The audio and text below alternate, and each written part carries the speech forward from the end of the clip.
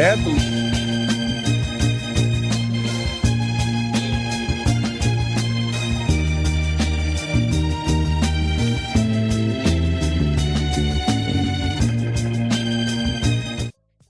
believed that funerals were not for the dearly departed.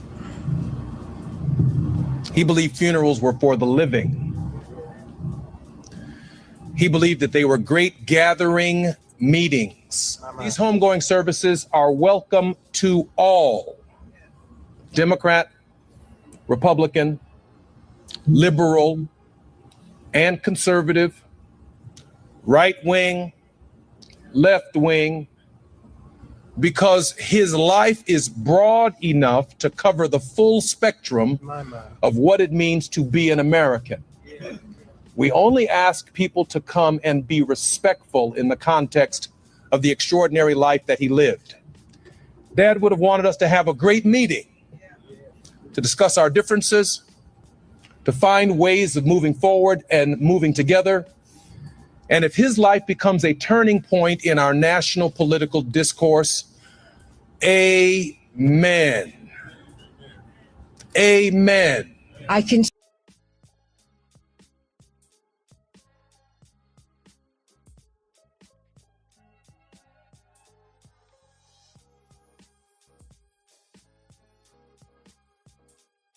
Well done.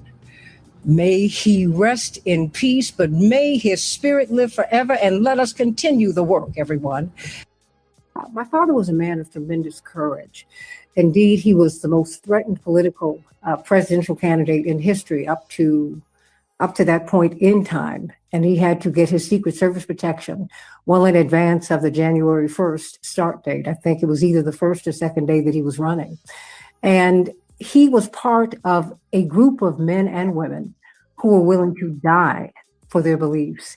We walked into those campaigns really wondering if he was going to be alive. That was a very, very real issue that we dealt with as a family. And our father and mother were very, very serious about our religious moorings, about our religious grounding. Indeed, that was the first thing that was one last thing that your father will ask you to do before you go away to college. He said, one more thing. I want you to find a church. He said, baby, because the storms of life, they hit without warning. And if your soul is not anchored in the Lord, you'll never make it. And that is grounded in his deep, deep, deep belief in God and as a Christian. And so that's part of my experience of Jesse Jackson of Reverend Jesse Jackson as a father. But of course, I can think of the fact that he took parenting seriously. He took our family seriously. So because he faced so many death threats before he ran for president, quite frankly, his presidential runs to us were more of the same in terms of the threats to his life. He made everything special. Every Christmas, every Thanksgiving, every event, he would take us to work. And the legacy that my father leaves behind. And I want every child that's listening and watching this, that Reverend Jesse Jackson didn't start in this house. Right. Come on now. Come on here. Take your time, Jack. That he would tell you Jesse Jackson's his third name. Now. For the children that have to be adopted and stepfathers and lives have to be transformed. We come from that lineage. Yeah. We've been in the food pantry. And that's our calling, that's our mission, and that's what we're going to fight for. It's our loss, it's heaven's gain, and the legacy that. Good morning.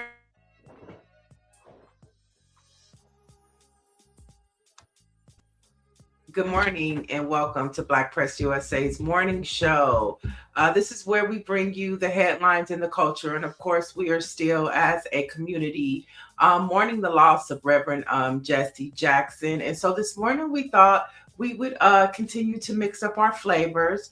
And since it's lit season, and we're celebrating a great man of God, I thought it would be cool to invite another great man of God on the show. So joining us today is 5-time Grammy winner, producer, pastor of Experience Christian Ministries, where he brings a perfect blend of community, music, and sanctuary. Welcome, Pastor SHEP CRAWFORD, to the show. Wait a minute, Greer, we're not ready yet. We're not ready. Yeah. Welcome, Pastor CRAWFORD. Thank you. Thank you for having me. And I'm glad to be here this morning. Yeah, I'm happy to have you for so many reasons, for the spiritual season that we're entering, but also to talk about how it's important for these days to mix church and activism, like a Reverend Jesse Jackson, like a Reverend Dr. King, and like what you and Pastor Fisher are doing. But before we get into that, I want to get your thoughts of what Reverend Jackson meant to you. You know, when we talk about leaders like Reverend Jesse Jackson and Dr. Martin Luther King, you know, we're not just talking about great speeches, right? We're talking about clergy who understood that the pulpit needed to be outside of the four walls as well. I mean, they got it. They understood that, you know, Dr. King preached on Sundays and he marched on Mondays. Jesse Jackson, the same. And he organized in the streets and then negotiated in the boardrooms. He stood for what clergy is supposed to stand for. They understood something powerful about the Black church, and that the Black church has always been more than just a worship center, if you will. It is a place for strategy. You know, back in the civil days, back in the civil rights movement, we would get our orders on Sundays. Like, what are we doing Monday? What are we doing Tuesday? Like, it was there. The church was the meeting place. And in today's time, a lot of pastors feel like, hey, we shouldn't be mixing this. We shouldn't be mixing that. You know, if we're looking at Moses, you know, God sent Moses to speak against abusive power and to unify the people so we can get up out and we can stop being oppressed. And then if you look at Jesus, he did the same thing. Jesus, a foreigner himself, came to really talk to the oppressed, and he spoke against abusive power. You'll never find Jesus arguing with the common man, if you will. He always argued against oppressive power. And so I think, you know, when we talk about Jesus and we talk about Moses, that's ancient, but we can touch Reverend Jesse Jackson. We can use that as our Jesus. We can use that as our example, that we need to make sure that we are doing what it is that God has ordained us to do. And that is to be who we need to be for the community. And so they did a great job showing us how to be prophetic without losing the pastoral heart. They didn't just comfort the people, they confronted systems. And I think that what we need to do today is make sure that we are on the front line with everybody else confronting systems. I love that. I love that. So funeral arrangements have been announced for Reverend Jesse Jackson. And I was surprised how fast they put it together, because I know a lot of times when you have somebody of this magnitude, there's a lot of scheduling and coordination that goes with other leaders from around the world and in our country, but they put this together fast. So funeral arrangements are as followed. On Wednesday and Thursday of next week, Reverend Jackson will be lying in state at the Rainbow Push Coalition in not Washington, but Chicago, Illinois. And I love how in Chicago, like, the Rainbow Push Coalition is around the corner from Minister Farrakhan's, mosque and the school, and they all kind of live, you know, in the Obama house, and you know, it's around the corner. It's all in the same community. But he'll be lying in state on Wednesday and Thursday of next week. And then on Friday, the People's Celebration is happening at at a different location. It doesn't say the name of the church, but That'll be happening on Friday, and then his homegoing services will be back at the Rainbow Push Coalition. And so I think it's beautiful that that's where it's happening. I know when we were at the DNC, what was it, in 2024 in Chicago, they had a huge celebration for him. Maxine Waters was there, Bernie Sanders, Reverend Jackson was there, and they gave him his flowers while he was living from a political in Washington, D.C. standpoint. And so that was beautiful to see that he got a lot of his flowers while he was living. That's great. Yes, that is wonderful. I think that is very important that we don't wait till someone is gone to really show them their respect and show them their honor. We know what this man has stood for all of his life. And I think it's very important. And I do like the fact that you said, you know, that it's right around the corner from the mosque. You know, I think it's very important that we understand that even though we have different theological beliefs, that Christians and Muslims and other religions, if you will, can come together when we're all concerned about one thing: community. I love that. And yeah, I like fighting with Minister Tony Muhammad, Minister Abdul Malik Muhammad now. You know, we have stood together shoulder to shoulder many of times. That's my brother, that's my father, if you will, in community work. And so we don't have to agree theologically on things to understand we love Black people, we love brown people, and we're going to continue to fight for them. So, amen, bravo. amen.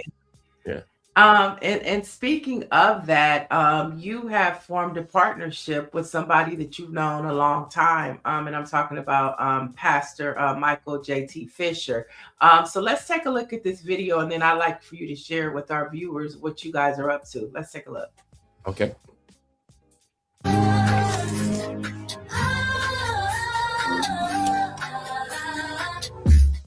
Hey, I'm just so happy I'm saved. God took me out the rain. Now I got peace and now I got brains. Facts. Right in his image I made. So with you, I finna remain. I see that the proof is helping me think. All right, so we're talking about the annual Legacy Breakfast. Tell us about it. Yeah, so a few pastors, myself, Bishop Michael Fisher. Oh, he's a bishop now. I'm sorry. Yeah, bishop. It's all good. It's all good. Takes a second. Pastor Jeremy Dixon, who is actually leading this effort. Reverend K.W. Toulis, Pastor DeCure out of Pasadena, Lisa Collins, and a few others. We came together a few years ago because we all do community work separate, and we thought to come together and really start bringing clergy together. So we formed what is called the United Faith Coalition, UFC, and we decided that we wanted to launch a breakfast, a legacy breakfast on the last day or last weekend of Black History to bring over 100 pastors together. This isn't just an event, it's an alignment. We plan on honoring our legacies, right? Like, so we are going to honor Bishop Ulmer. We're going to honor Bishop Charles Blake. We're going to honor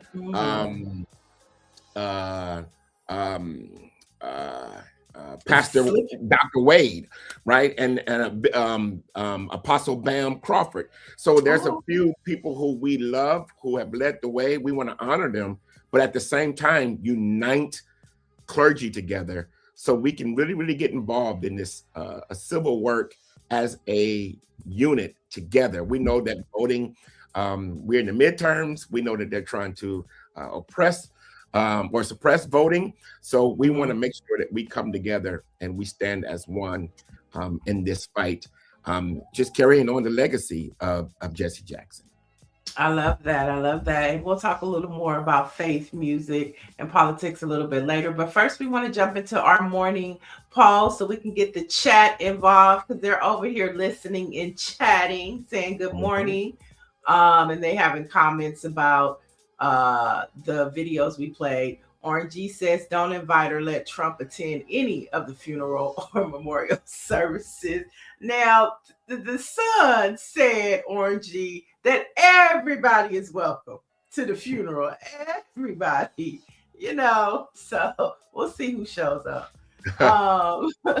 And so we want to get into our morning poll. And so there's a lot going on with the FDA, and we know that Robert Kennedy is talking about snorting coke off of toilets and going viral for things like that. So we have to ask the chat, with the FDA recently announcing it will drop the 2-study requirement for new drug approvals. Yeah, they're going to drop it. Do you trust the safety of new medications entering the market? Type yes or no. So do you trust what's happening with our drug market after Robert Kennedy continues to roll back safeguards of testing and things like that? I'll let you take the first answer, Pastor Crawford. Do you trust it? Let me see. Let me put on my glasses and read what these people are saying. Yeah, do you trust the safety of the new medications entering the market? So are you asking me, do I trust it? Yeah. Okay. No. Just because I think there's 2 important words that you said there that make me, a little weary about it. And that is Robert Kennedy. When we talk about, not Robert Kennedy. You're right. His name is Robert Francis Kennedy Jr. Yeah. Right. So I don't like anything that this individual is doing. And so, there's an eyebrow up immediately when you're taking away safeguards. Why would you do that? Right. If anything, keep it in place so we can feel safe. You know what I mean? That is not, it's not a great strategy at all. So no, I don't trust it. Yeah, and it's like they're slashing jobs. People are walking away because of the lack of integrity of these people in these offices.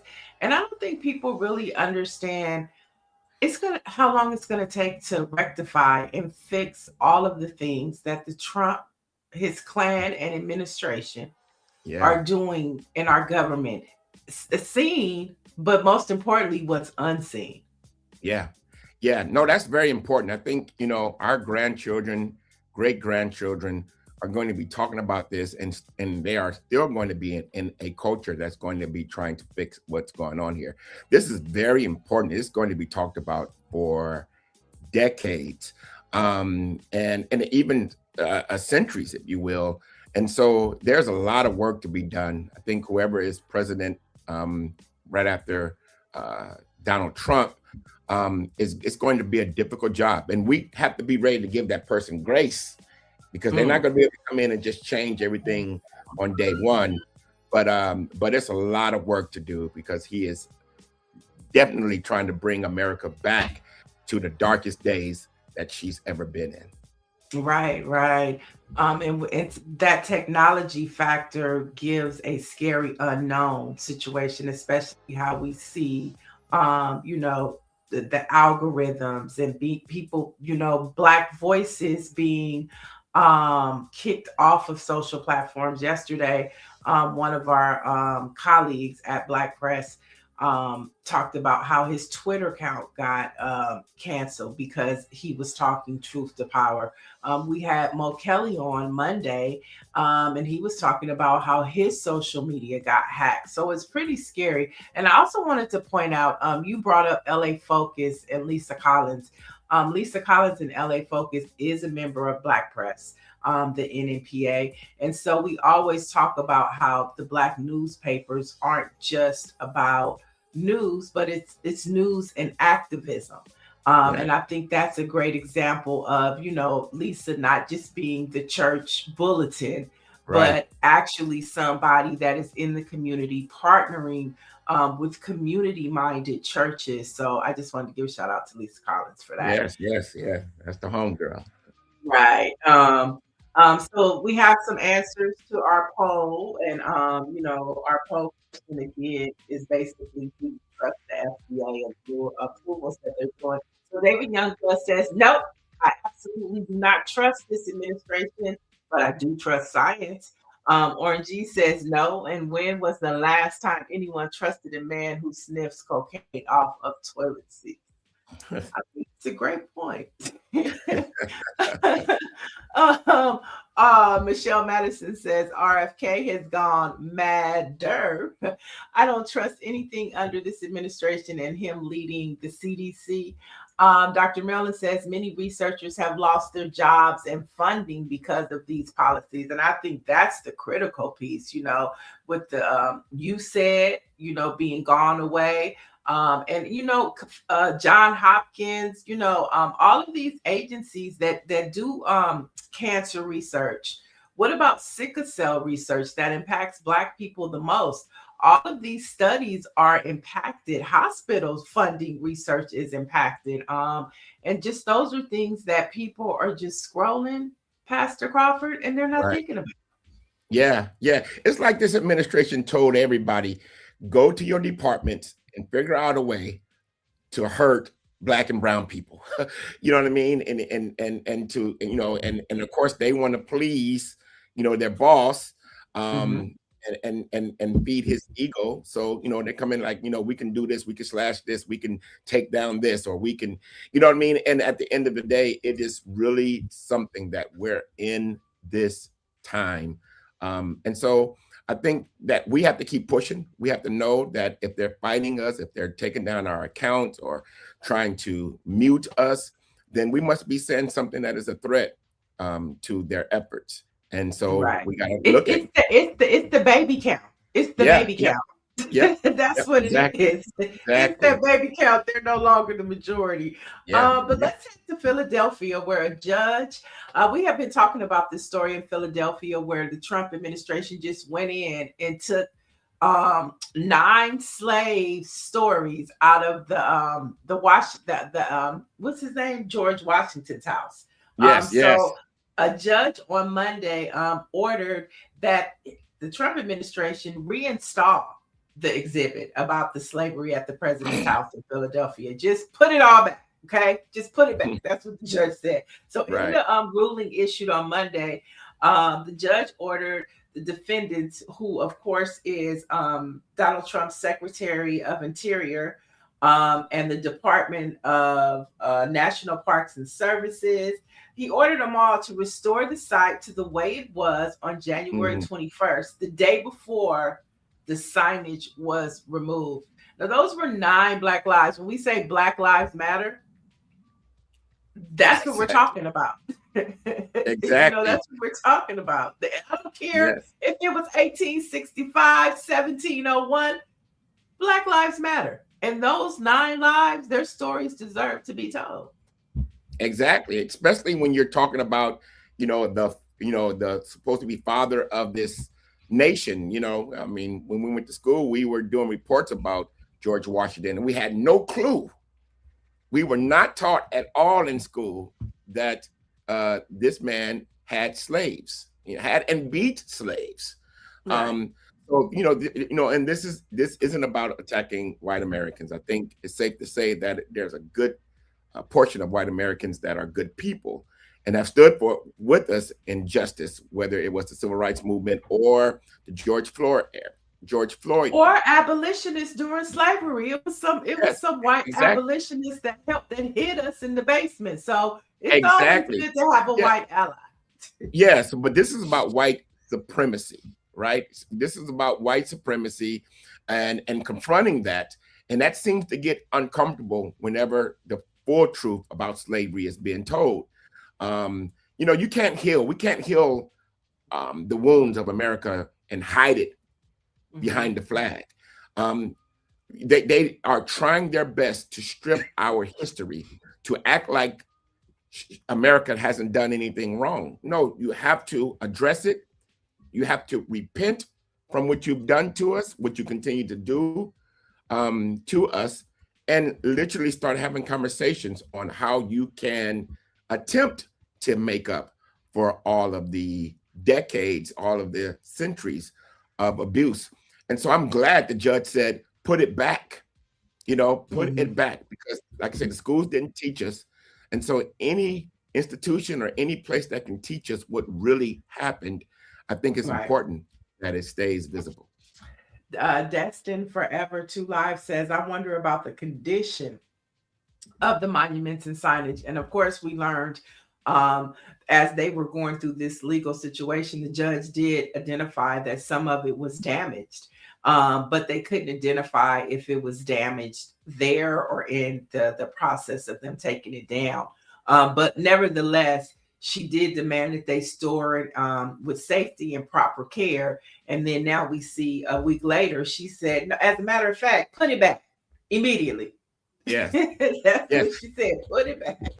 Exactly. And it's going to bring more attention to it now, right? So anytime we, they tore it down, if you will, we're putting it back up. But now there's more attention to it. A lot of people didn't know about this until this came out, in the My news. mic just got unplugged. I'm sorry about that. Okay. So let's head to North Carolina, where North Carolina AT&T students walked over a mile. Okay, they walked over a mile to the polls after the State Board of Elections decided against early voting locations at their campus. So organizers said it is the first of many more voting turnout events. They're planning to help students navigate voting off campus. Now, the event is the first of many, and it's leading up to the North Carolina primary on March the 3rd. And so when we look at this, I think about, John Lewis, right? He was the youngest in the civil rights movement. He was like part of the first freedom rides that happened in our, across this country. And so when we look at these students, I mean, that's what you call good trouble.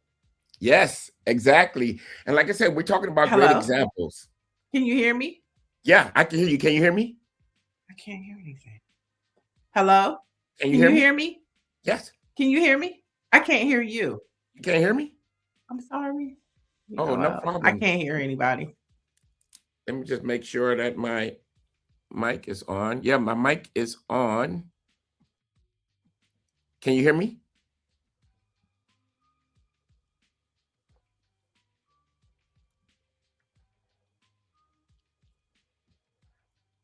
What about now? Can you hear me? I can hear now. Okay, I just had to unplug. I'm sorry, Pastor Shep. Oh, it's all good. It's all good. We're working it out. That's what you call good trouble. Yes, and this is the reason why we are literally celebrating the life of Jesse Jackson and so many greats in that time. It's because we understood what they needed to do to get it done. And there has always been tactics in this country that try to make voting harder for Black and brown communities. That's not conspiracy. That's the history. But here's where our focus needs to be: not outrage, but preparation. That's what they did. They didn't just get mad and go to social media. They organized. And that's what the civil rights movement taught us, to organize, to make sure that we fight as much as possible. And our kids, our students are showing us that legacy that they've learned, that they're learning in these HBCUs, they're putting it to the work. They're putting it in the streets, and it's going to get some results. I mean, yeah, I love it that and they're doing it early. Early voting is going to be critical. We know that Trump is trying to nationalize elections, and they're doing. And this right here, these students used to have a polling place on their campus. Yeah, the election committee snatched it up. Like, we're going to make it hard for you to vote. Yes, exactly. We know what they are scared of, right? And they may try to control access, but they won't be able to control the resolve, if you will. And when we show up in numbers, the narrative will shift. It will shift to show the more you try to oppress us or suppress us, that it's going to make us work even harder to do so. We know. I don't care what kind of lie they're putting out there. Everyone knows, even the ones who voted for Donald Trump, who are second guessing their vote, they know what this is all about. They know that they're trying to, make sure that we can't vote so they can win the midterms. Donald Trump has already said that if Democrats win the midterms, that he feels like he's going to be impeached. So we know this is personal, and he doesn't feel like he can win fairly. So they're going to do this. We're not new to this. America's always done this. We know how to fight it. We just got to organize. If we have to take off work, we're going to take off work. if we have to vote early, we have to, if we have to take our community members, yes, exactly. If we got to get the pastors to do souls to the polls. Yes, exactly. And that's one of the things we're talking about at our event, is to make sure that churches are getting involved in voter engagement and making sure that our communities are able to vote starting now. If you haven't already, dove into that type of work, really churches should be talking about it on Sunday morning about voting and making sure that these efforts don't have any legs. I love that, because one of the reasons why I got into politics actually is because of Dr. King. And that's kind of where I started meeting all of you pastors when I used to work for Rock the Vote. And I put together a plan for them to do voter outreach in the churches. And it turned out to just be like a tremendous experience. But I think the church is critical when we talk about mobilization, especially just in the local communities that they sit in. So I think that's key. But, Donald Trump, interestingly enough, surprisingly to most of us, held a reception yesterday for Black History Month at the White House. This comes too as the ongoing controversy regarding a recent racist social post he made about the Obamas. And I thought it was so cool that the Obamas showed up at the All-Star weekend, just, front and center, instead of booze. I mean, tremendous applause and love, something that Donald Trump craves, but he'll never have in this country. So Trump praised Nicki Minaj's beautiful skin, while his administration simultaneously diverted $500 million from Hispanic serving institutions and HBCUs. And so I want you to take a look at some of our, as they say, all kinfolk. All kinfolk ain't skinfolk. Right. I love them. I want to hear nothing you got to say about their racist stuff. And don't be looking at me on the news hating on me because I'm standing up in front of my kid deserves to stand up there. Get out the man's back. Let him do his job. He's doing the right thing. Back on. And Grandma's saying, if you don't care what folks says about this family, I does. I told you and told you. I love them. I want to hear nothing you got to say about it. Greer, I put another video on there too. Can you play that one as well? Oh, all skin folk ain't kinfolk. That's what it is. But there was another video because it was of the woman Alice that I wanted to see, because Donald Trump pardoned her. And now she's over what is it called when she's like the mediator for when they release you, like when somebody lobbies for you and then you get out of prison. Clemency, what is it called? Somebody help me. Okay.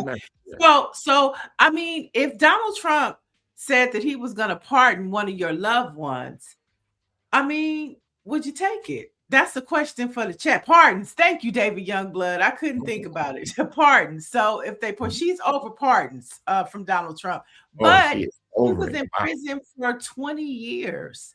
Plus, Kim Kardashian helped lobby to get her out of prison, but her life became better. So my question to you is, if Donald Trump, this is for the chat too, if Donald Trump was to pardon one of your loved ones, would you take the support?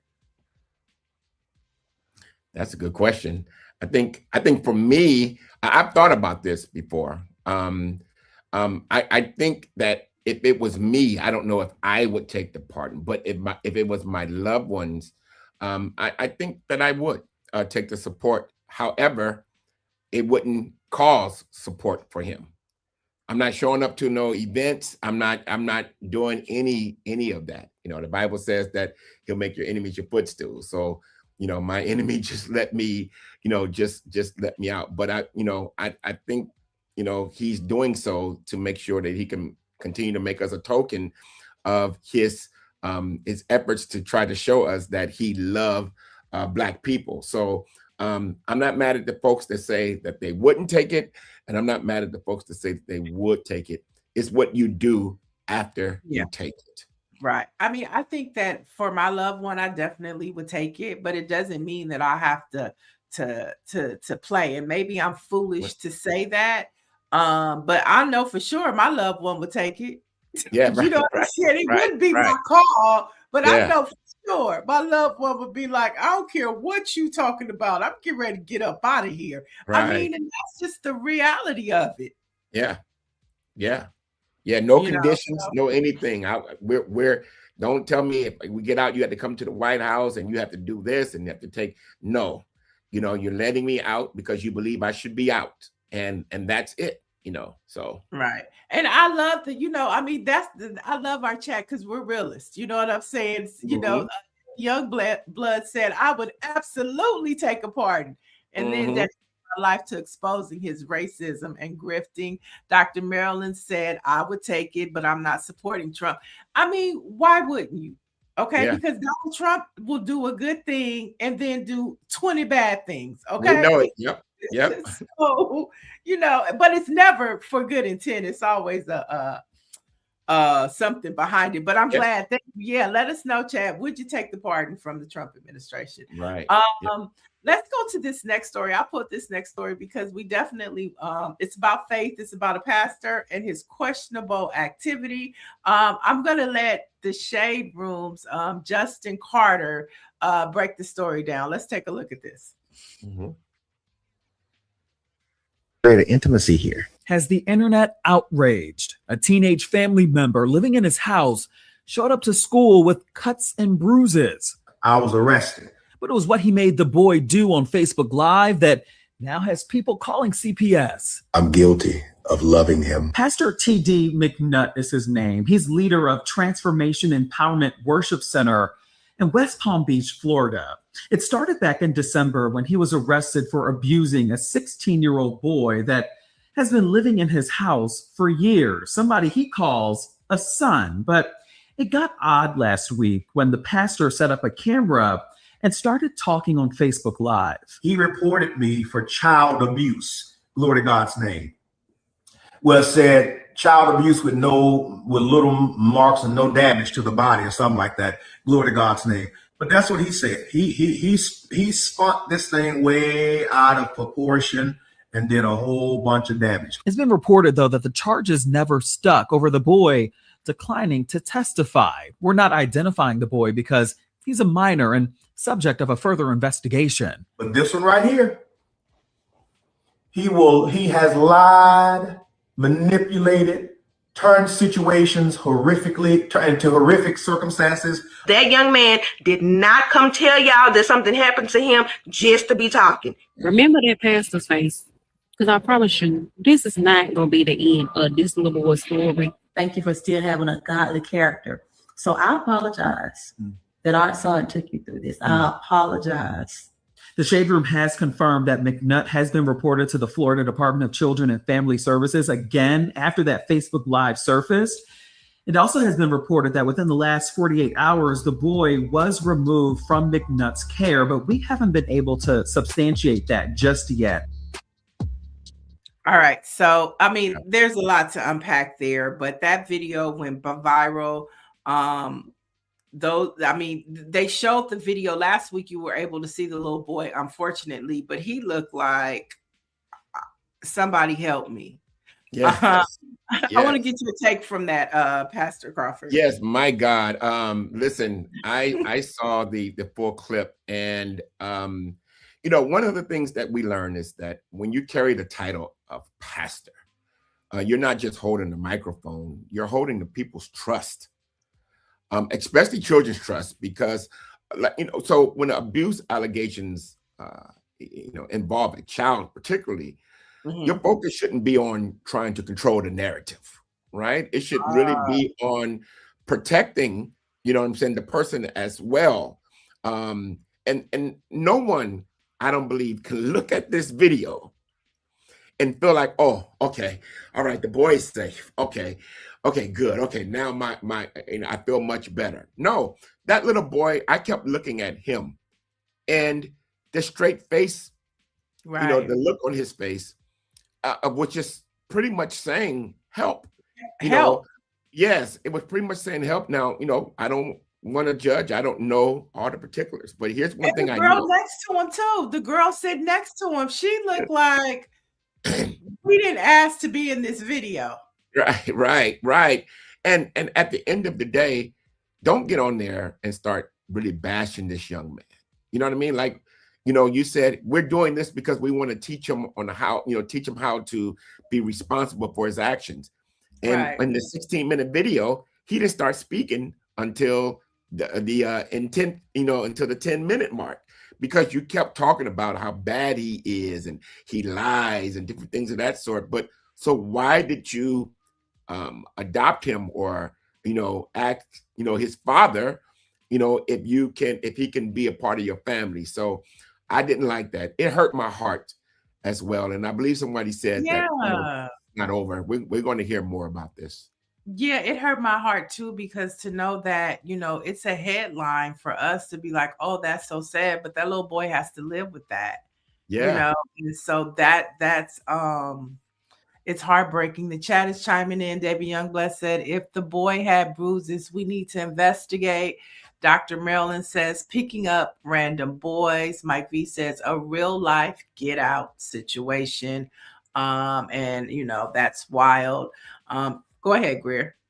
One of the things that concerns me about our people, right, is that I see this as an example of we're constantly trying to, to make ourselves look good in public. And so we put our children on display. Like we think that this is, some sort of, we're looking for some sort of validation, right?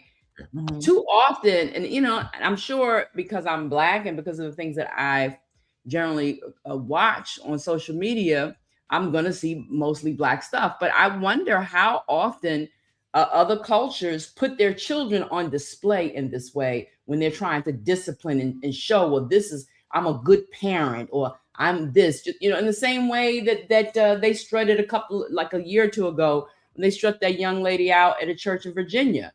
And made her apologize for being pregnant, didn't bring out the boy or the man, whoever was the father, but humiliated this child, right? What is it with us where we're constantly seeking some sort of validation or approval about, how good we are, or we're, what I mean? We're teaching our children how to be good citizens or Negroes or what, that's what it feels like to me when I see stuff like this. Right. And I think that too, but I also think that happens in the white church too. I don't think that's exclusive to us. Evangelical churches and how, these evangelical pastors have these standards. I've seen Lifetime movies with white pastors that are based on true stories. Well, I'm talking about I'm specifically really talking about social media. Let me put you on a platform where everybody who don't know you, this child, can see your face and make you confess to something. You know what I mean? I know that the fundamentalists, they do that, of the nationalists, they do that. They, that's what they do in those churches. It's just not in our algorithm because we ain't following them. That's why I preface that. Like, I don't really follow those, people, so I may not see that. But I see this too often. But you also see it, even the display that this grandmother, wanting to show folk and white folk into how, good. And even the dialect, everything changes. It turns into this, this performance. Right. This is a symptom of what took place, from slavery on up. This is identity politics as well, all of it. Yeah, I think we were robbed of dignity. Back in the day, our grandmother said, what goes on in this house stays in this house. And so, we understand that a lot of times, people love to cover up. But, a public retraction from this young man didn't bring us any type of clarity. It actually raised concerns. And the church should be the safest place in the world. Like, so if this pastor is innocent, then let the legal process show that, right? Like, you don't have to make your son get up there, and give a speech about how bad he is. But if there's truth to those allegations, accountability is not optional. You have to be accountable, and you have to literally pay. It's something that has to happen. So I'm going to be praying for everyone involved in that situation, and hopefully the truth will come out, and the little boy particularly will find rest. And unfortunately, that video was probably a blessing for that little boy, because now we know.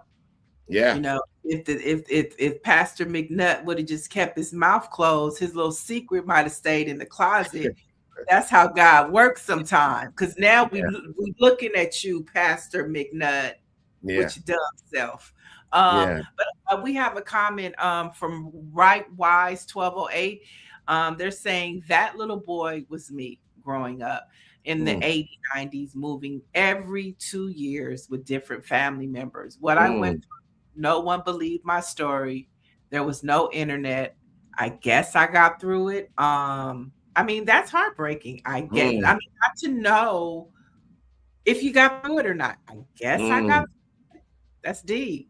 Yeah. That, I guess I got through it. Those words I will never forget those words, because that's big. That's saying that, in a way that I did get through it, but obviously he hasn't. So prayers out to you. For sure. Dr. Marilyn says, stop weaponizing the Bible, hiding behind religion. David says, I understand discipline for our kids so that he doesn't find himself in that white man's prison. However, to publicly ostracize him in public, that lasts forever. It's wrong. It totally is wrong. I hope his pastor friends talk to him. Because that's what it's about too, right? Yes. Yes, accountability. And you're right. Pastors should. I've gotten calls and I have called, you know what I mean? Pastors, when I felt like they needed to be talked to, or if they felt like I needed to be talked to or checked on. So hopefully, his community, his Christian community will rally around him and show him that video from our lens. So not to tell, but when you call a pastor to let them know, what do you say, hey, pastor? What do you say? Hey, pastor, I'm not feeling that. Yeah, I would tell them, hey, I saw this, or I saw this post, or different things of that sort. And I totally get it. So I think the first thing you have to do is kind of validate their feelings. But at the same time, say, I just don't know if that's going to bring unity, or, usually, when someone is feuding with another pastor and it's starting to go viral, or, they're starting to go back and forth with subliminal messages, you know what I mean? But everybody knows what's going on. If I know those pastors or community organizers, I will call them. You know what I mean? I would say that, you probably want to stop this. Talk to me, or let's try to get you in a room together. I'm good with getting everybody in a room. That is something we've done that several times with several people that let's get in a room and let's talk it out here instead of doing it on social media. All right. We can use that application in our daily lives too. Thank you for that tidbit. All right. Let's head to LA, where we are. Thank you for getting up so early in the morning with me. But this is an important story. The Los Angeles Unified School Board members, they voted yesterday 4-3 to eliminate jobs in the district. Now, the proposal will affect over 3,000 employees within LA Unified. And we continue to see this trend with just our job loss, whether it's, the healthcare industry, whether it's, capital, Amazon or UPS, and now, our education system. Just jobs being cut and happening here in LA. Do you have any thoughts about that? Yeah, first of all, over 3,000 employees potentially affected by this. So that right there raised concern, no matter what it is, because that's not just numbers. Like, that's families, that's rent, that's groceries. I understand the budgets have to be balanced, but when you are cutting support staff, you are touching, the institution of learning. In communities like ours, schools and the classroom is very, very, very important. And we're trying to gain more money and make sure that we are delivering safe places for our folks. And so how do we take our support system away? And then these people are, again, without jobs. For what? Right. So if we're going to make cuts, let's make sure that we're not cutting the very system that help our students, right? But we want to make sure that we are thinking long-term and making sure that we can put people in place all around, because I'm hearing that is not teachers or facilitators, if you will, but it is the support system there. Well, how do you think the teachers are able to do what they're doing if you don't have the support system there? So I don't believe that is what we're looking for when it comes down to our schools in the LA Unified School District.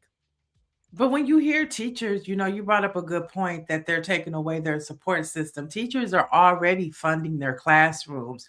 That's why they get those discounts at Staples, because they're buying, sometimes the pens, the papers, and the materials needed for them to advance their curriculum because they love their students. And so now you want to take away the support system around them. It's like, you want them to do more work now, come out of their pockets more? I mean, come on. Right. When we were kids, we thought, when they said, you can be a doctor, you can be a lawyer, you can be a teacher. We thought that the teacher made what the doctor and the lawyer made. Right. We thought being a teacher, I'm saying, you're well off. And then getting older, we found out that, wow, how are teachers not making more when they are literally spending more time with America's future than even the parents are in some cases. So it's just sad all around. And to add to that narrative, instead of change the narrative, is really sad. We need to make sure we support our teachers in every way, including making sure that their support staff is still there and present. Right. And, this could be a trend that happens across the country too. So, it's happening in LA. Yep. Everybody watch LA. But, it could happen in your community and city too. That's why it's important that, we have to vote. Not just on, because this is the impact of local elections, right? We vote for our school board members here in LA. And they're the people who are making these votes. And so when you talk about representation and you want to talk about that, it's these local elections. These are local elected officials that made this decision, which means that we voted for this. Yes. Very important that we understand that when we go to the polls. People say, I don't want to vote for a president. I don't know who. Okay, what about our local officials? You know what I mean? Because if you're having problems or if you're complaining about it, you can help fix it at the polls. You can fix it at the polls. And speaking of the polls, we have two prominent Black women who have just experienced challengers in their races. The first one I want to talk about is on a larger note, though. Maxine Waters has just received a challenger. Talking about Myla Rahman. We had Reverend Tulis on last week, and we talked about this, but we talked about a larger conversation of our older, more seasoned elected officials in federal government. Like, is it time on a larger scale? Not talking about Auntie Maxine, because we here in LA, so we ain't trying to catch no smoke. But talking about a larger level, what are your thoughts on this new breed of young folks that are taking on some of our more seasoned and, important icons in our community and wanting to unseat them? Yeah, I think the main thing that we have to look at is the job getting done, right? So Maxine Waters have been in there as long as we can recall. Is she doing the job, right? Because if she's doing the job or she's the best person for the job, then by all means, then we need to support her no matter what age she's at until that age affect the job. And I don't know if her age has affected the job yet. But on the other end, I do feel like we definitely need to train or mentor people to, to be ready to take our baton. Pass yes. the baton. Yes. So I do believe that. Even as pastors, I believe that. I believe that we shouldn't be pastoring all of our lives, and then when we can't walk, we pass it on to a young person who has no experience with our congregation. So I'm a strong believer to pass the baton. I don't plan on pastoring all my life. I'm shaping the next person as we speak, because I feel like you definitely want to be able to do so. But Auntie Maxine, she's done a great job, and I still think that that she has some fight in her. So this will be interesting to see how this turns out. Yeah, because the more I got a call from a publisher, a Black newspaper publisher, I think it was yesterday, or a text message asking about this race in Mila. So it's getting out there, and Mila is the real deal. She's a Law Pi graduate, so that means that she's in the workings of Black women in leadership in this city. She's an executive director of nonprofits. So she has a respectable name. It's not like the last go around when it was Joe Collins and then it was a Republican and he was just wacky and wild. But this is a contender. And so it'll be interesting to see, how this unfolds, because I'm sure it's going to come up that the next time I think Maxine Waters is up for election or something is when she's in 91 or something like that. And so it's going to be interesting to see. And it's going to be, I'm going to tell you this, Pastor Shep, it's going to be a lot of Black people that will quietly support this girl. Yeah. They're not going to say it out loud, but they're going to support. Yeah, I definitely believe so. I definitely believe that there are a lot of people that feel like, it's time for changing of the guards, right? And especially in the climate that we have now, you start thinking, what changes can we make? I do believe, though, that if Maxine Waters lose that seat or have to give up that seat, I believe she can still be Maxine Waters, meaning she can still have the influence that she has and still move and do what she needs to do. So it's all in God's hands. At the end of the day, I think she's going to be Maxine Waters wherever she is. And so it'll be interesting, to turn it out. One thing I want to say, though, is that if Maxine Waters is not in that seat, I'm hoping that she will support and continue to mentor and endorse, her opponent if her opponent wins. Well, I'm just laughing. To your point, Diane Watson, to your point, I just saw her in the grocery store the other day. Former Congress member, still gets all of the love, still gets all of the invitations. And so to your point, you still can have a standing in the community, always on the list, and always be a call for advice. Because sometimes things just change and it shifts us, but it doesn't make it a bad thing to step aside. Yeah, exactly. And then we're gonna the people are going to decide. But she's an exception to the rule because she continues to just hold the essence of who she is going to be very difficult to watch that legacy end. But at the end of the day, I think you said it correctly, is people are going to silently say that it's time for change, and they're going to support that by voting. Yeah, I'm not saying, I don't even live in the district, so I can't vote, but I'm already hearing those conversations about it. So we'll see, we'll see what happens. And, we wish Auntie Maxine the best. And, the one thing, though, I did want to say is the only problem I have with, her, if she were to leave Congress, is that we lose that tenure position that she represents, right? And we know that Congress is a tenure type, business and organization when you think about who gets to be the committee chair, right?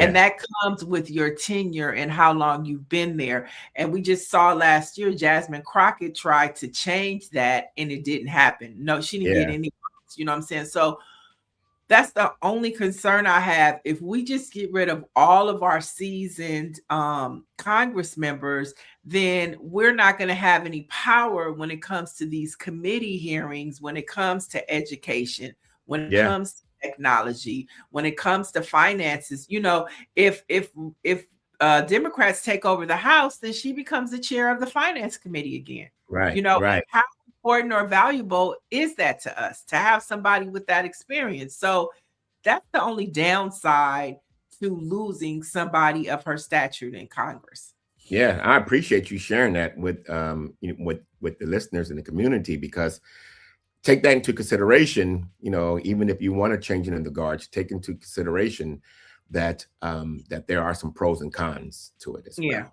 It is. And then let's touch a little bit about Karen Bass. She is up for re-election. She kicked off her campaign. And she has a challenger now coming out of city council, which many believe that Rick Caruso, who Karen Bass ran against last time, who is a real estate developer out here, damn near a billionaire, that he's going to fund her opponent, which could cause a challenge for her, because, you know, they're trying to get on her about the homeless, the unhoused crisis. Has she really done anything? Of course, the fires are a huge thing that are probably going to cripple her when it gets a little messier. But the question is, do you think that she'll be able to pull it off? You know what? I think she will. I do think that she needs to really start focusing on informing people on what she has done. And she's done a lot. You know, everybody comes on and talk about what they're going to do, and we're going to end this and we're going to end that. And even her opponents are going to come in and like, you know, we have too much of this. When I get in, I'm going to do this. And when you get in, you find out that it's much harder than you anticipated. Do I agree with all of the decisions that Mayor Karen Bass have made? No. But I do support her. I know her heart. I think that she is wrongly not accused, but blamed, you know, saying for the fires. I think, you know, I mean, you know, we're praying for all the communities that were affected by it. But I think at the end of the day, we look for someone to blame, right? And so because she's the mayor and she's, you know, this is her city, she's going to receive that. But I think that anyone who's in that office is going to have a very, very, very hard time carrying out the things that are on their heart. And so to me, I support her overall. I want to see her, you know, continue in that seat. But yeah, this is going to be very interesting because there are a lot of people against her right now. Yeah, are we gonna play? Is this where the person erupted her campaign kickoff in Leimert Park? Let's see. This is did you see this? So she pointed that finger at me and told me I was going to Sacramento. I'm like, what are you going to Sacramento? I'm in the community. She was like, oh, you've been in the community long enough. Sacramento. I was like, okay. You know, Senator Diane Watson tells me I got to do that. Senator, ambassador, school board member, congresswoman. Yeah. It's what was before somebody crashed that campaign kickoff here in Leimert Park. And Jasmine Mechanic, they was like, hey, ho, Karen Bass, something they were saying. It was a mess. But she's been getting that. But you know, a lot of rumble here is mostly about her staff. A lot of people are not happy with Karen Bass's staff. And I think too, it's important for us to have these conversations amongst ourselves. Like we can't be afraid to be critical of our own amongst each other. Yes. We have to have some real conversations, and we can't just continue to support people blindly. But I think what Karen Bass has done for this city, when you look at the unhoused and her being intentional and a lot of work that's been done, she's done some great work. But I think it's to your point, she needs to come to us and tell us what she's done. Because if you're just dependent on the people who know, who are Yeah. kind of savvy, who are in your circle, who pull up for you. You know, you're preaching to the choir. Yeah. Come tell the Yeah. people what you've done. Yes, yes, exactly. You know, counter some of those videos out, you know, when they say we need a leader that's going to do this, that's going to do that, you know what I'm saying? Do a stitch and say, you know, actually, I did this, I did that, I brought this down by this percentage, and then let us know, you know, what you've done, what you plan on doing. And I think all of that is going to be very important for her during this current run. Yeah, see, this had Los Angeles mayor calls for Casey Wiserman to resign from the 2028 Olympics. I mean, I get it, but Donald Trump is in the Epstein files more than Jesus is in the Bible. Okay. Right. And so, I mean, I would really be more compelled to hear her say Donald Trump needs to step down. I mean, everybody that's in it, I get it, but come on. That's not going to win an election. Okay. Donald Trump needs to be held accountable. All these other people, let's get back to Donald Trump. Yeah. And listen, I know this isn't on the topic, but listen, is there hope? Because they've arrested Prince Andrew this morning, you know, over the Epstein. Wow. Oh. Don't you have a video on that? Can we see it? I don't have a video on it, but it certainly happened. Okay. And the New York Times is covering all the live updates on this arrest. That's a huge. Okay. We got breaking news from our producer. Prince Andrew has been arrested. You know, and let me just say something. The king knew. King Charles knew. That's why he stripped them. Remember, just last year, he stripped them of everything. They knew this was coming down the pike. They knew. Yeah, that's crazy. Yeah, that's crazy. And at the end of the day, you know, this is why he put, you know, why Donald Trump put so many safety bars in place, you know, as president, to make sure that he's not getting arrested. But at the end of the day, I think we all knew even before with the comments that he made about women, about, you know, grabbing them, about going into the locker room and inspecting the contestants and all these things. Even his supporters know. They just so selfishly want to retain power for white supremacy that they don't even care. Yeah, but that is gonna make me turn the news on when we get off the show, because that's huge. That means that there's hope. Like, Donald Trump will be held accountable. It might not be this week, but things like that happening, somebody is gonna start talking. And you know, I just don't know why any of the women have. They've said a lot, but nobody has implemented Donald Trump. I'm just waiting on that one courageous woman to open up the door to have everybody talk about what that man did to them. So we'll continue to keep you posted on that, and we might talk about that one a little more tomorrow. But before we wrap up the show, I mean, all those records behind you, okay? I mean, we're not just talking to Pastor SHEP Crawford. We're talking to 5-time Grammy-winning, the writer and producer of "How Did You Get Here" by Deborah Cox. What about the Tamia song? What song did you produce for Tamia? Stranger in My House, I think it's the most popular. Yeah. Oh my gosh. I mean, 5 Grammys. So, I mean, not only are you a writer, but you're a musician too. What instruments do you play? Keys. So piano, keyboard is my primary. Yeah, everything else is secondary, but the keys is my primary instrument. Okay, and so you've been in the game for a minute, and music is constantly evolving. You know, when you was a musician, I think I first met you when you was a musician at Bishop Fisher's church when he was pastor, right? Yes, exactly. There were no Afro beats, and all types of stuff. You know, all the music now. So I want you to take a look at this video from Juan Winans. From the legendary Winans family. Take a look at what he had to say about today's gospel music. Okay.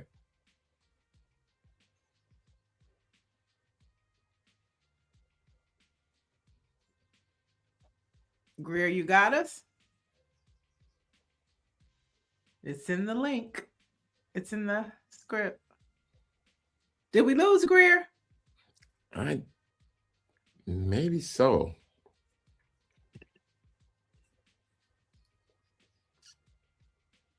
Oh, she says StreamYard is not sharing videos right now. I woke up with the goodness of God on my mind. I don't know why my car is beeping like that. That was wild. Maybe it was testifying, huh? Yeah. That was an amen. But I have a question for y'all. There's some of y'all won't be able to participate. This is not for you because you're heathens. And that's okay. The grace of God and the mercy of God are available to you. Some of you have been, you're newer to the body of Christ, and that's wonderful. Your walk is relatively wobbly and unsteady because it's new, and that's good too. But you may not have the requisite church experience to really speak to what I'm about to ask. But for the rest of you, you grew up, in church. You grew up in the house of God. I want to know, are y'all seeing people get filled with the Holy Ghost on this new church music we be singing? Y'all know what I'm talking about. So this is not disparaging. I'm not trying to I'll be singing some of these songs. Like, I get it. But are you seeing the power of God fall? Is the service going up? Huh? You ever leave saying, man, that service was high? With the new stuff, I don't know what to call it. I guess I don't know. I don't want to tag a genre. I love all of these people. I love the genres, but I guess it's the Jesus want to hug you music. Jesus is going to take you to the beach and bathe you in tenderness. I think all of those things are true, by the way. Like, I think Jesus, I be needing Jesus to hug me sometimes, but I need that fire. When is the last time when you was in church and you went to the side a little bit, your shoulders moved, or you had a little quickening? And that's what I'm saying. You don't even know what getting quickened is, and that's why this conversation is going to be a struggle for you. But are y'all seeing it? Because if you're seeing it, I'm with it. Yeah, I've never seen it. I'm just saying. And then there we go. And that's what I mean. We had power. We had them songs that, bless that wonderful name of Jesus. Bless that wonderful name of the Lord. I didn't even want to be in church, but I was like, hey. Yes, I got it. Yes, sir. Everlasting life. Where's that at? Where's the everlasting life? I don't know. All right. I'm gonna let you respond first. I'm gonna say something publicly that I feel like this is a safe space. I'm getting a little disappointed in the Winans family, their commentary on today's music. And let me say, I'm gonna say that I grew up defending the Winans. So I'm surprised when you say, where's the songs that make people be filled with the Holy Spirit? First of all, songs don't cause people to be filled with the Holy Spirit. Believing in Jesus does. But I take the point. But we're talking about the Winans. You know what I mean? Like, I'm lost without you. Y'all was snapping your fingers and easy to see. I'm lost without you. Were people at the altar? You know what I mean? Or were they, enjoying the song? And I used to tell people, because I love contemporary music as a child or as a young adult, and I defended the Winans. I defended Commission. I defended Vanessa Bell Armstrong. I defended them, in saying that listen to the message. Don't listen to, they're out there to get people a certain audience. They became them to gain them. And then to hear the same family, CeCe Winans have said something about making sure that, that the music is holy. People were saying your music wasn't holy. It's time to make a change. Yep. We are the people. We can do it. You know what I'm saying? A friend of mine and yours. Hey, that was the jam. Yes. The Winans, I listened. I mean, don't forget about Anita Baker and the Winans. Ain't no need to worry, okay? Yes. What the night is going to bring, be all over. You know, the wine has broke that for us, right? And then, so I think that I understand that they're concerned about music today, but I think that you got it. They are approaching it wrong. They should be literally showing that this or mentoring this new generation. There's nothing wrong with. I listen. I got an Afrobeat gospel playlist that me and my wife, when we go on road trips, we are listening to.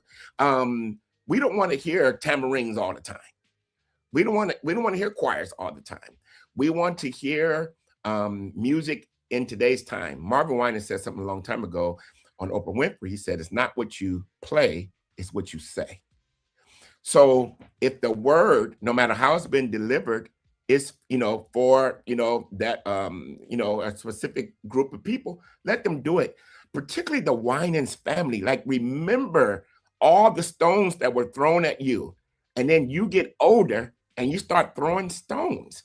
I think that it should be, I believe, and I love the Winans. I've bought every record that they have recorded. I've been to their concerts. I love them. But I think that they need to maybe dig in a little bit more on what they mean when they say holy music, because theirs wasn't considered holy by the church. I think that's a great point. And one person, though, I also want to lift up is Andre Crouch. Yes. Because he was the godfather of that. Yes. I mean, and Michael Jackson, I mean, we didn't even realize how he contributed to some of Michael Jackson's music. Yes. Yeah. The Free Willy But he soundtrack. was the forefather of, that movement of taking, gospel music outside the four walls of the church and being ridiculed for that. So I love Andre Crouch. So Yes, exactly. And everyone has done that, but this generation, every generation starts to really bash the generation after them. And it's very important that you mentor it. I remember my dad telling me he didn't really like, praise dancers at first, you know what I mean? So when he came to our church and I had praise dancers, he said, in the Bible, there weren't praise dancers. And I said, neither was there a lot of things you guys grew up on. It wasn't electric organs. But for some reason, people have a problem with the generation after them, but they don't look at that their tradition was one time new to the church and bashed and talked about. So I think we got to be a little bit more considerate when it comes down to that, not just making statements, but teach a class, make sure that the people know how to keep the integrity by, while at the same time, making sure they experience all type of styles of music. I love that. I mean, that was good. So let's jump on the secular side of things. And I want you to check out this clip from Robert Glasper and get your response. Let's go.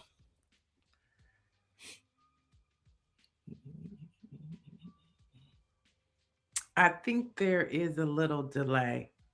Let's see. Yeah, it's in there. I'm looking at it right now. It's the next clip. Greer said you didn't put it in there. Oh, story 7. It's the next clip. It says Robert Glasper.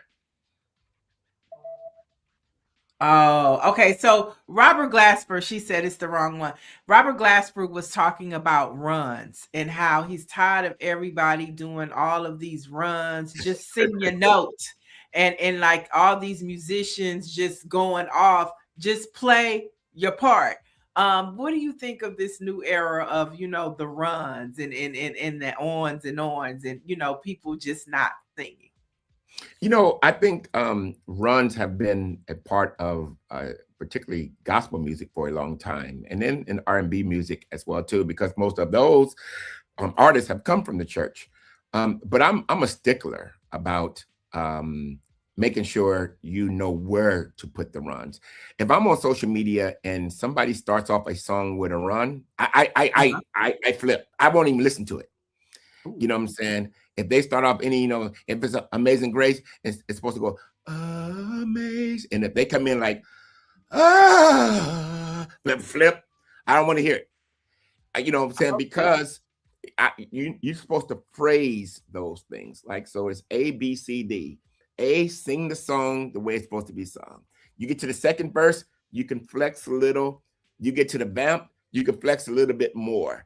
And so you're supposed to build the song there. And I think that people are losing the fact that, or not knowing that the song is the biggest part of it. And the reason why a lot of songs are being held back is because a lot of people are running. People say people don't like gospel music because they're talking about Jesus. No, that's not true. My wife and I went to Stevie Wonder's toy event. We actually met there. So we went back years later and watched it. And Kim Burrell, who is arguably the most technical or, one of the best singers in gospel music, she was singing and the people were enjoying it. And then Kirk Franklin got up, who is not the best singer, and the whole house was with it. So I think at the end of the day, simplicity is very important, even when you have the talent to do all of that. Stevie Wonder is a good example. If you listen to his music, it's a good example of where to place it. Stevie Wonder, back in the day, you couldn't beat him running. But at the end of the day, he knows how to stick to the melody and how to make great music. Yeah, I agree with that. The melody. Real quick, since you talk about the order of a song, what happened to the bridge? People don't do bridges anymore. And the bridge used to be the best part of the song. Yes. What happened to the bridge? Yes. I was just talking to someone about the Stranger in My House bridge. And, when people listen to Stranger in My House, of course, Tamia, we made sure that she was talking about her man. She was saying he's so unrecognizable that he's a stranger. But then the bridge says, pop quiz, tell me when we first kissed, tell me where my spot is, tell me if I liked it or loved it. And here's the important part, she says, or could it be that the stranger is me? Have I changed so drastically? Is it I want more from me and you remain the same? So the bridge literally let us know that she, the character of the song, is the stranger. And so I think bridges are very, very important. A bridge is supposed to be able to take you home, right? And I don't know if it's because people attention span is not as large as it was back in the day, so songs are shorter. But I'm a bridge person, and I never give up on the bridge. If you listen to any of my songs, I'm definitely going to have a bridge that you remember. I love it. I love it. Oh my God, I could talk to you forever, but we're running out of time. And so I want to let's start how we started, ending it with faith. Fat Tuesday happened, and then yesterday started something special because it traditionally doesn't happen this way. But we went into Lent yesterday, and Ramadan started. And so, I mean, with all that's going on, I want to leave you with maybe give us some parting words of encouragement or something as we go through this holy time in two religions. Some people are fasting, but nevertheless, God is available. So I would love for you to give us some spiritual thought. Yes, I must, first of all, I want to acknowledge that Ramadan and Lent is happening kind of simultaneously at the same time. So I do like to point out the fact that Christianity and the Muslims, even though we disagree again, it still brings us together, at least in a time of observing. And even though I don't personally observe Lent, at our church, we absolutely respect it and really respect the spiritual discipline behind it. And so I think it's important that we know that anytime that you take off, or that you take to get closer to God and to literally start looking at yourself and kind of toning down your life so God can turn up in your life, I think should be applauded. And I pray for people in these 40 days because a lot of times, it gets so hard that on day 41, you go back to the negativity even stronger because you've missed it. So I'm hoping that it's not just fasting, but that it is really a time of discipline, really a time of getting closer, really a time of replacing. When it comes down to fasting, it's not just giving up something, but it's replacing it, right? And so when we first started fasting years ago, me and my wife and I, from food, we were like, or TV, we were like, what do we do? right? And it wasn't until later in life that we found out, oh no, when we fast, we have to replace it with something, the word of God, making sure that we are really, really talking to him, biblical truths, having conversations, prayer, going to church. So just kind of make sure that while you're doing this, that you're really seeking God and not just following tradition, but really seeking God about you, about your moves, what you need to be doing, and your purpose in life. And I think that it'll be a great thing.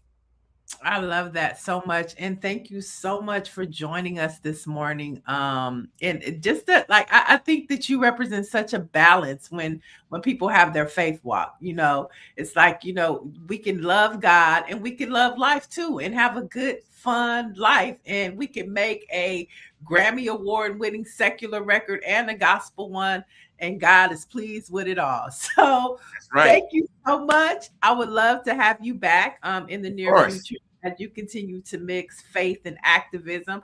Be sure to check out Lisa Collins' LA Focus, where she brings you the faith perspective on a local and national level. So go follow them. She is a member of the Black Press as we celebrate 199 years.